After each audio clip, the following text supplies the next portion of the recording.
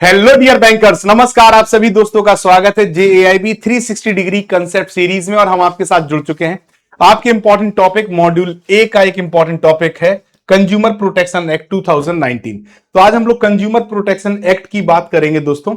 और मेरा नाम है अरविंद सर। आप हमारे साथ जुड़ सकते हो हमारे Telegram channel JAIIB CEIB by Arvind sir. चलिए तो स्टार्ट करते हैं। कंज्यूमर प्रोटेक्शन एक्ट नाम में छुपा हुआ है कंज्यूमर के हितों की रक्षा करने वाला एक्ट। तो सबसे पहले कंज्यूमर प्रोटेक्शन एक्ट 1987 में आया था, 1986 में।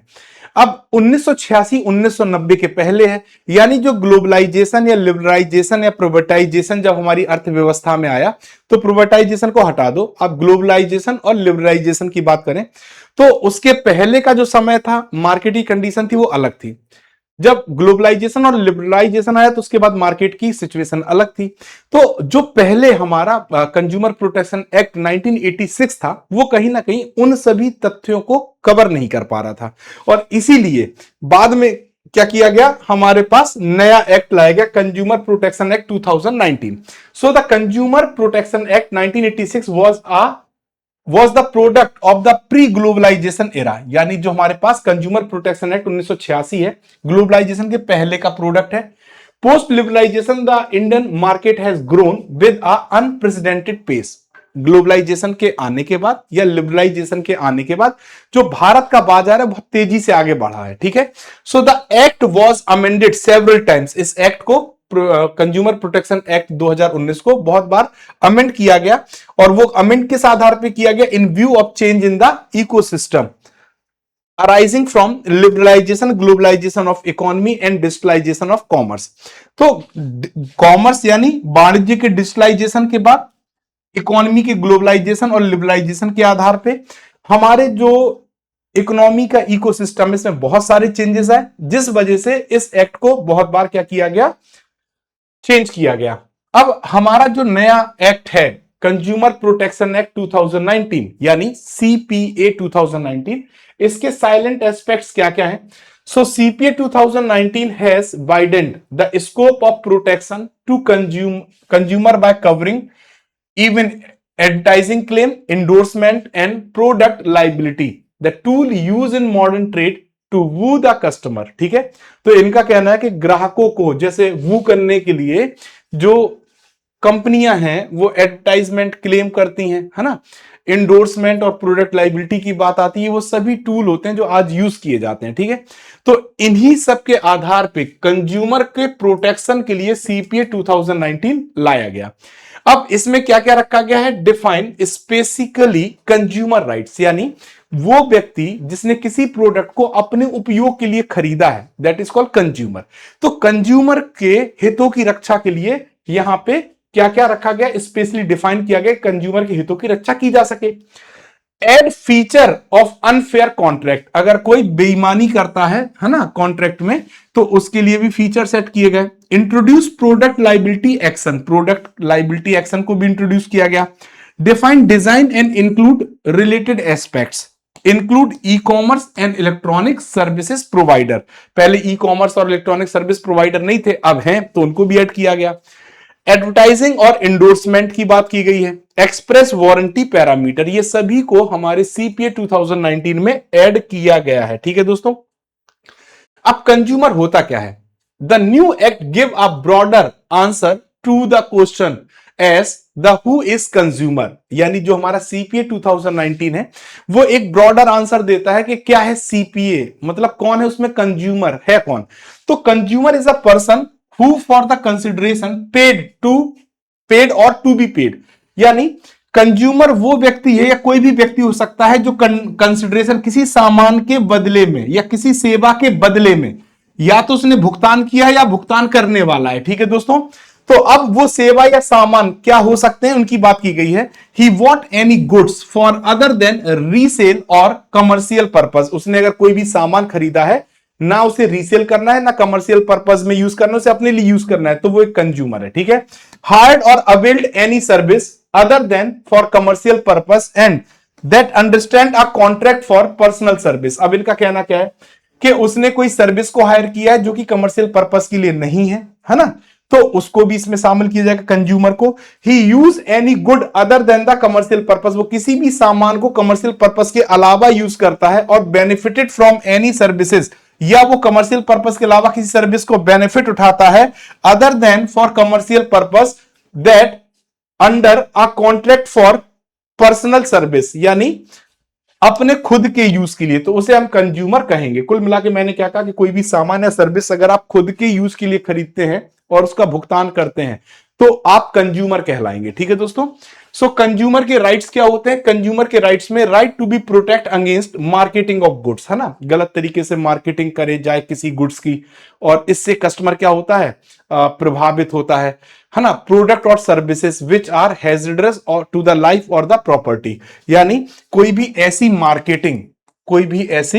मार्केटिंग किसी भी गुड्स के रिगार्डिंग और सर्विसेज के रिगार्डिंग, ठीक, अगर की जा रही है, ठीक है, जो कि जीवन के लिए क्या है, नुकसानदायक है, जो कि मतलब हैजिडरस है लाइफ और प्रॉपर्टी के लिए, तो उसके अगेंस्ट में कंज्यूमर के पास अधिकार है कि उसको प्रोटेक्ट किया जाएगा। The right to be inform about the quality, quantity, potency, purity, standard and price of good, product और सर्विस एज केस में be, so to protect the consumer against unfair trade practice, यानी धोखा देके कोई भी trade practice use की जा रही, जिसमें उन्होंने कहा कि ये क्वालिटी, मतलब जैसे मैंने कहा कि कोई शहद है, हनी है, हनी हमारा प्योर है, और उसमें देखा शुगर मिला हुआ है, तो वो क्वालिटी की बात आ जाएगी। क्वांटिटी उन्होंने कहा भैया 750 ग्राम है, जब देखा तो 700 ग्राम निकला, क्वांटिटी की बात आ गई। पोटेंसी यानी क्षमता उसकी, प्योरिटी की बात की जाती है, standard and price of goods की बात की जाती है। तो इन सभी चीजों में, यानी जो आप अनफेयर ट्रेड प्रैक्टिस देखते हैं उसके खिलाफ भी राइट है प्रोटेक्शन का। And the right to be assured whenever possible access to a variety of goods, product and services at competitive price, market में बिकने वाले जो भी गुड्स सर्विस हैं उनको किस पे बेचा जाना चाहिए, कॉम्पिटिटिव प्राइस पे। ये नहीं कि मोनोपोली करके आप इतना महंगा बेच रहे हैं, आदमी को खरीदना ही है, मजबूरी है, तो ऐसा नहीं होना चाहिए। ठीक है, वही बात। अब the right to be heard and to be assured the consumer's interest will receive due to consideration at appropriate forum।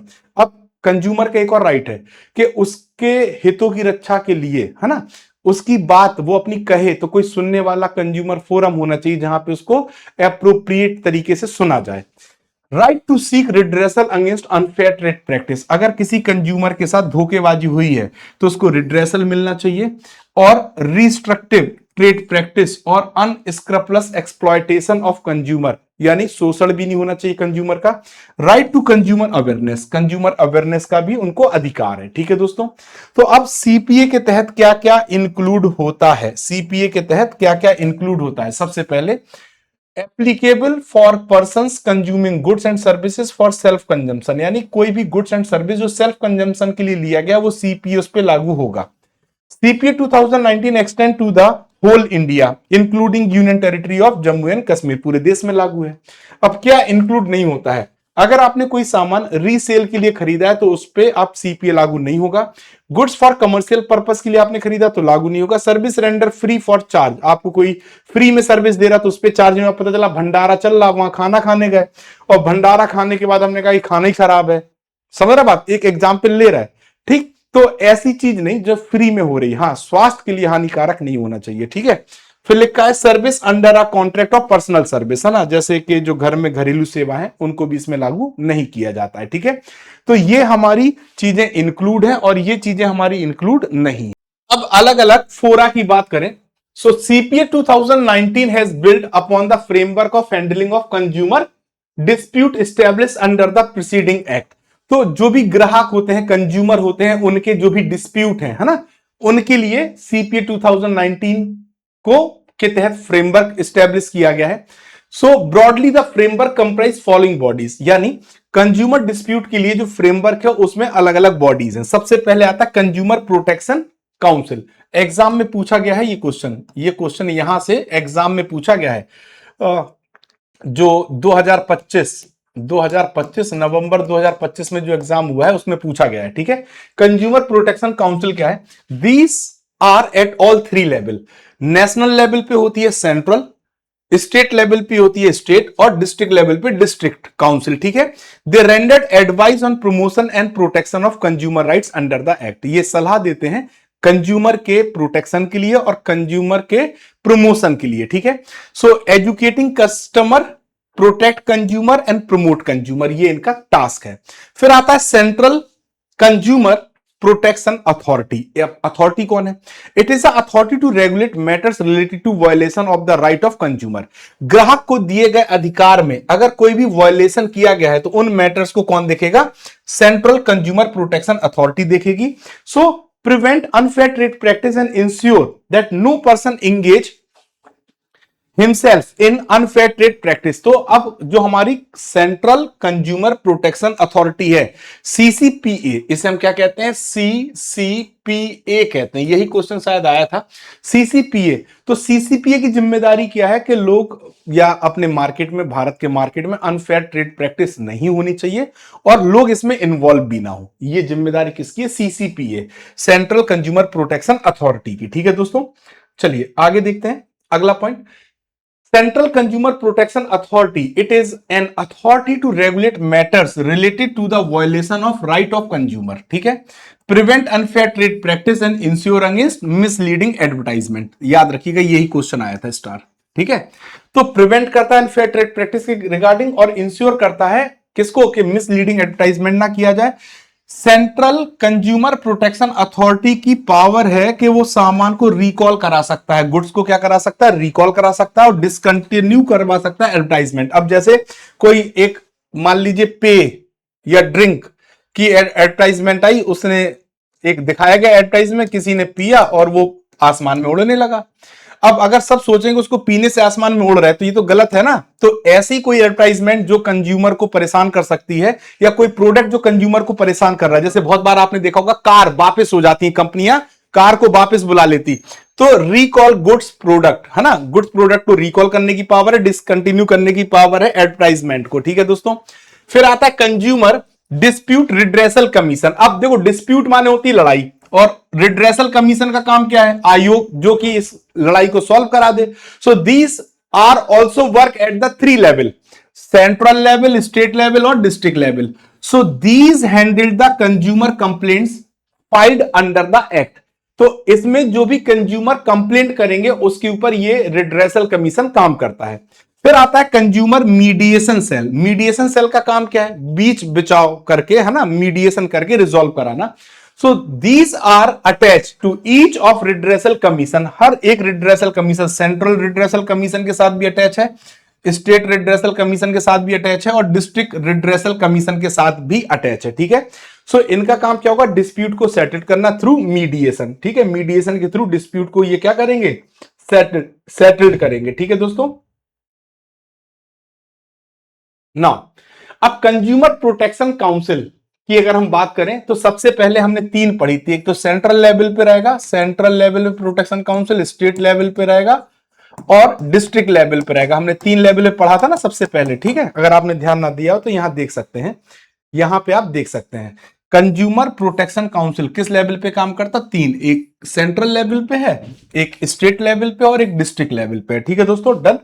तो अब सबसे पहले हम बात करेंगे सेंट्रल कंज्यूमर प्रोटेक्शन काउंसिल की। द सेंट्रल गवर्नमेंट के द्वारा एस्टेब्लिश किया जाता है सीपीसी, ठीक है, यानी सेंट्रल कंज्यूमर प्रोटेक्शन काउंसिल, ठीक। ये केंद्र सरकार के द्वारा स्थापित किया जाता है और इसका ऑब्जेक्ट क्या है सीपीसी का? Rendered advice on promotion and protection of the consumer right. Consumer right के हितों की रक्षा करना, उनको प्रमोशन करना। सीपीसी में मैक्सिमम 36 मेंबर होते हैं। कितने मेंबर होते हैं? 36 मेंबर होते हैं। Secretary in charge of consumer affairs as a member secretary होता है और minister in charge of the consumer affairs इसका चेयरपर्सन होता है। अब इसके नीचे जो काम करती है बॉडी वो है स्टेट कंज्यूमर प्रोटेक्शन काउंसिल। सो स्टेट कंज्यूमर प्रोटेक्शन काउंसिल को स्टेट गवर्नमेंट के द्वारा स्थापित किया जाता है और इसमें official non official member represent करते हैं, है ना। So other official and non official member जो मैक्सिमम कितने हो सकते हैं? 10। और मिनिस्टर इंचार्ज कंज्यूमर अफेयर्स का स्टेट गवर्नमेंट का एज अ चेयरमैन, यानी स्टेट कंज्यूमर प्रोटेक्शन काउंसिल का चेयरमैन जो राज्य में मंत्री होगा कंज्यूमर अफेयर्स का, वो इसका चेयरमैन होगा। फिर डिस्ट्रिक्ट कंज्यूमर प्रोटेक्शन काउंसिल होता है सबसे नीचे वाले स्तर पर, और डिस्ट्रिक्ट कंज्यूमर प्रोटेक्शन काउंसिल की स्थापना स्टेट गवर्नमेंट के द्वारा की जाती है। ठीक है दोस्तों, इसके लिए नोटिफिकेशन जारी होता है। और district consumer protection council comprise करता है ऑफिशियल और नॉन ऑफिशियल मेंबर्स। ठीक है दोस्तों, prescribe interest and chaired by the district collector. तो अब हमें यह समझ में आ गया कि अगर हम बात करें तो जो हमारा सेंट्रल कंज्यूमर प्रोटेक्शन काउंसिल होता है, जिसे हम क्या कहते हैं, सीपीसी, इसे केंद्र सरकार के द्वारा स्थापित किया जाता है। और इसका जो चेयरपर्सन होता है वो सेंट्रल मिनिस्टर, जो भी कंज्यूमर अफेयर्स के होंगे वो इसके अध्यक्ष होंगे। स्टेट कंज्यूमर प्रोटेक्शन काउंसिल को स्टेट गवर्नमेंट के द्वारा स्टैब्लिश किया जाता है, इसे एसपीसी कहा जाता है। इसमें राज्य मंत्री जो होंगे, राज्य सरकार के जो मंत्री होंगे कंज्यूमर अफेयर्स के, वो इसके अध्यक्ष होंगे। और डिस्ट्रिक्ट लेवल पे जो डिस्ट्रिक्ट कंज्यूमर प्रोटेक्शन काउंसिल होती है, इसको भी स्टेट गवर्नमेंट के द्वारा स्थापित किया जाता है, और इसके चेयरमैन डिस्ट्रिक्ट कलेक्टर होते हैं। ठीक है दोस्तों, डन है, क्लियर है। कंज्यूमर डिस्प्यूट रिड्रेसल कमीशन, अब डिस्प्यूट को रिड्रेस करना है, यानी जो लोग, एक कंज्यूमर और एक दुकानदार या प्रोडक्ट प्रोवाइडर के बीच में जो लड़ाई होती है उसे डिस्प्यूट कहते हैं, और इसको रिजॉल्व करने के लिए रिड्रेसल कमीशन होता है। सो डिस्ट्रिक्ट कंज्यूमर, सबसे पहले आप शिकायत कहां करोगे, जिस जिले में आपने खरीदा होगा। तो district consumer dispute redressal commission की बात करें, state government establish a district consumer dispute redressal commission in each district, हर एक जिले में राज्य सरकार के द्वारा स्थापित किया जाता है। Comprise president and at least 2 member, ठीक है, not more than prescribe member of the members.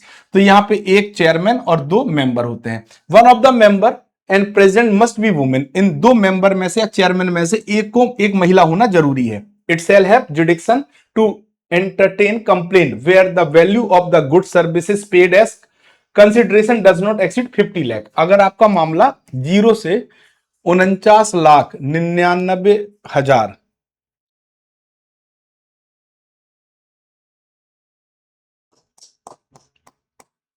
है ना, अगर 50 लाख से कम का है, ठीक, तो यहां तक का जो मामला होगा, या हम इसको सीधे सीधे लिख दें बिलो 50 लाख। क्या लिख दें, बिलो 50 लाख। अगर आपका मामला डिस्प्यूट बिलो 50 लाख का है तो यहां पे आप इसको रिजॉल्व कर सकते हैं।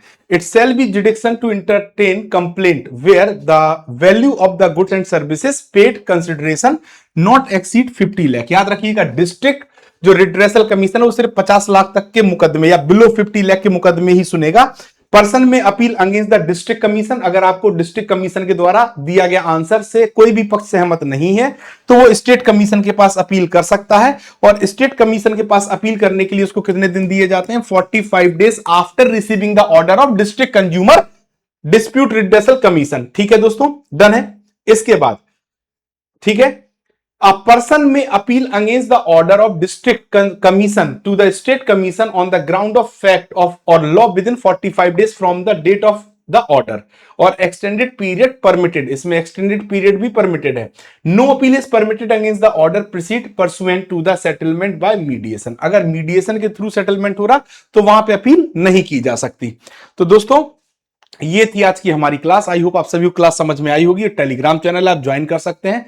आपके लिए हमारे JAIB फाउंडेशन 2.0 बैच भी है और JAIIB महापैक भी है। JAIIB